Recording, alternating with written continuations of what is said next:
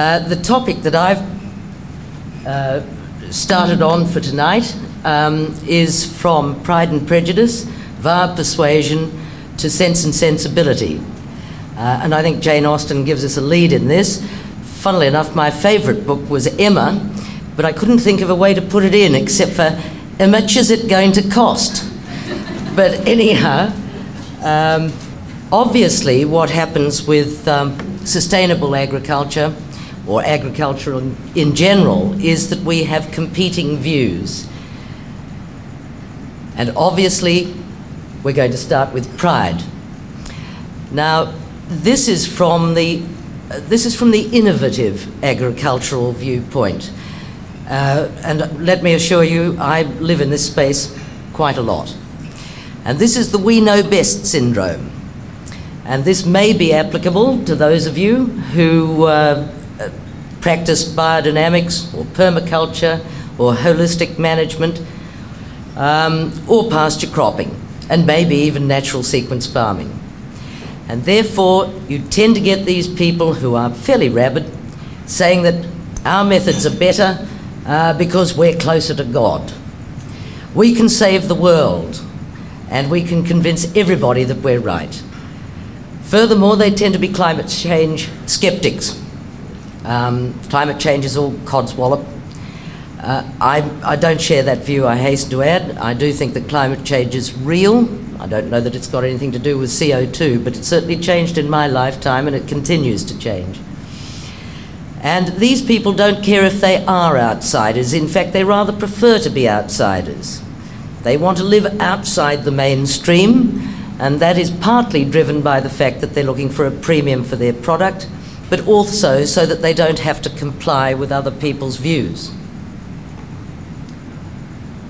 So the prejudice is really displayed by the scientists and the bureaucrats and the politicians to some degree. These are the people who think that this lunatic fringe is really to be marginalised. So they feel that there's no good science backing up these systems, whether it be permaculture or biodynamics or natural sequence farming. And natural sequence farming is plainly closest to my heart. That the science and technology will feed the world effectively, and anybody who watched Australia from the Air or whatever it was last night on ABC television will have been, I hope, as horrified as I was. But these are the people who think that if we seed our rice into flood irrigation from the air, and we have monocultures, and we use all the latest whiz-bangery, that we'll be able to feed the 7 billion of us growing to 10 billion, just like that. And then, of course, there are the ag scientists who are concerned about losing their dominance of the conversation. So they don't want to give the innovative farmer any oxygen at all. Furthermore, they really are concerned about having a threat to their job security, because they've got a job to do that is based on big business and big enterprise. So, again, I spelled persuasion wrongly. This is a picture of the Kealoha conference, which I arranged with Michael Jeffrey, former Governor General, and a whole group of extremely eminent scientists, bureaucrats, politicians, farmers, and the like. And that was 3 years ago, and let me assure you, not one damn thing has happened since. So, persuasion in words. These are the methods that people have written about. These are the methods to change people's way of farming, or their way of doing anything in some ways, but this is basically going from high input to low input farming. So, we have demonstration farms. I've got to tell you, they've never worked and they never will. And that's in spite of Major General Jeffrey's latest Soils for Life project. Probably the best known demonstration farm in the world is owned by the future King of England. And it's been operating at Highgrove House since 1986. And everybody in England still thinks he's a lunatic. So if you can't get any influence as the future King of England, what chance have the rest of us got? And that's a little quote from the games people play. There's a chapter in there, and if you look it up, it's an old book from 1964. If you look it up, you'll see that there's an argument. Why don't you? Yes, but. And this is the argument against demonstration farms. Oh, I couldn't do it on my property. It doesn't rain as much at my place, or it rains more.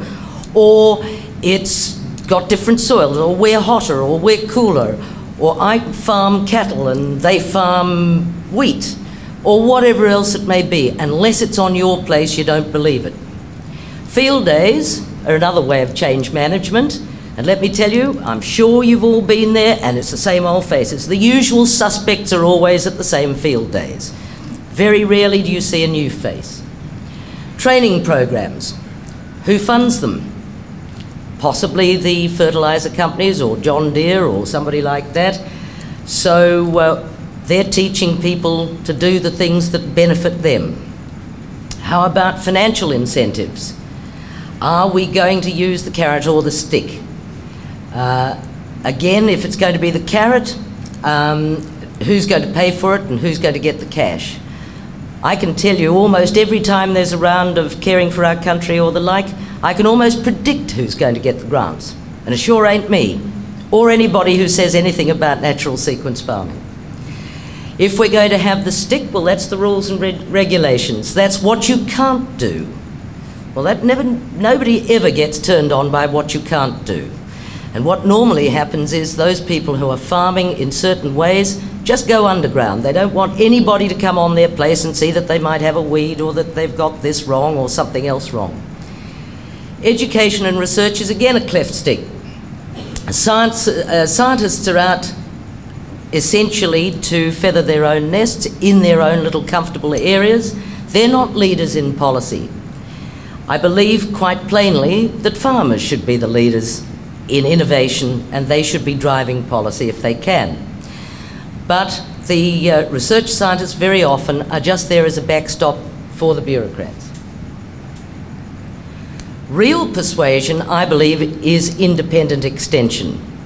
Now you may say, well, God, we haven't had that for years. Well, you're quite right, we haven't had it for years.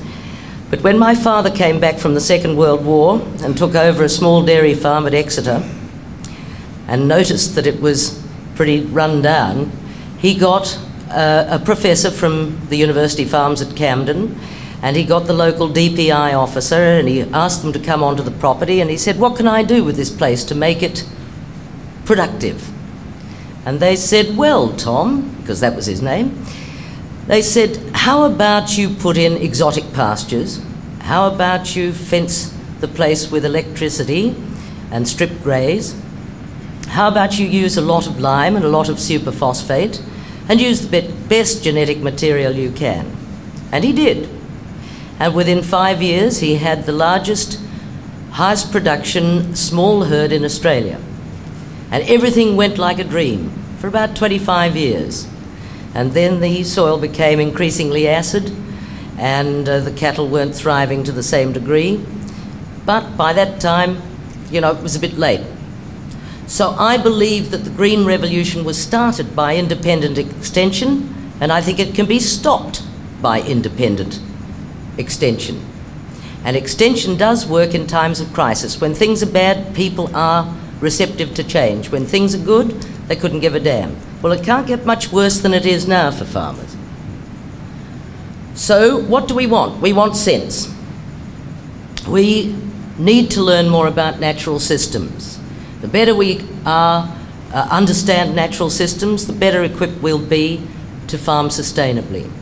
We must all recognise the challenges faced by farmers, and we must be prepared to pay a fair price for their produce and ecosystem services. The bottom line is not always the best guide to who's a good farmer. And sensibility, this is feelings.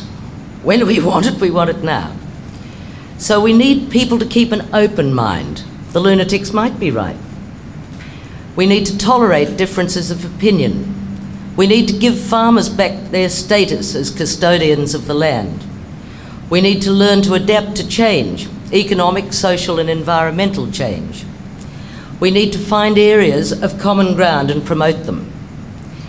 We need to work within the system, use the scientists to prove what works, but use them our way, not their way. Farmers must be leaders, not followers. So, as I just said, after Kealoha, really not very much has happened. And more money is being wasted on weeds, concrete flumes, water sharing, native vegetation, and for what? Places still going down the drain, literally. And just remember that to err is human, to forgive is divine, and I can assure you that the bureaucrats don't forgive anybody if they're told they're wrong. So just a few closing thoughts. Every farmer wants to be a good farmer. Some succeed, some don't. Adaptation to extremes is easy. You do precisely the same thing. Same rules apply for a drought or a flood. Maximum ground cover, maximum fertility, maximum soil infiltration. The Australian landscape displayed resilience before we started degrading it. Now we've got to get it back on track. That's where Peter comes in. So, this is a property that suffered severe erosion in the recent floods.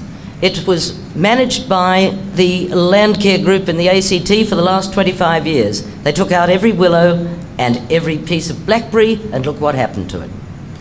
So Peter believes you can go from this, or those sort of dispersible clays, and that sort of terrible erosion, to that, which is Tarwin Park. And that also is Tarwin Park, and that's his son, Stuart. So, I've been given my marching orders, and thank you very much.